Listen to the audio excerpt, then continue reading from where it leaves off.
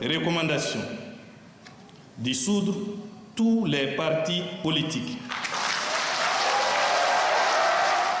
C'était le 29 avril dernier, une décision phare issue de la concertation des forces vives de la nation, portant sur la relecture de la charte des partis politiques. Sans grande surprise, un décret présidentiel est pris en Conseil des ministres le 13 mai en faveur de la recommandation.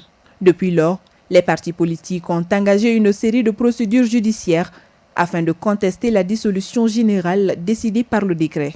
Une dizaine d'anciens responsables de partis dissous ont saisi la Cour suprême le 21 mai et 6 tribunaux de grande instance de Bamako le lendemain. Selon un communiqué du collectif d'avocats mené par Maître Moutara Tall, 3 de ces juridictions se sont déclarées incompétentes pour statuer sur le fond. En revanche, les tribunaux des communes 1 et 6 ont accepté d'instruire l'affaire.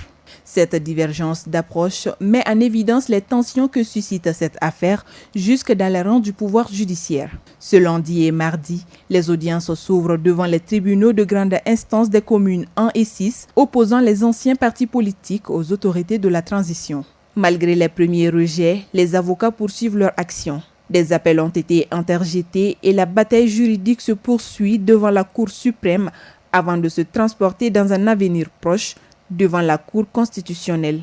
Cette dernière sera appréciée sur la conformité des textes relatifs à la dissolution des partis avec la Constitution en vigueur du 22 juillet 2023.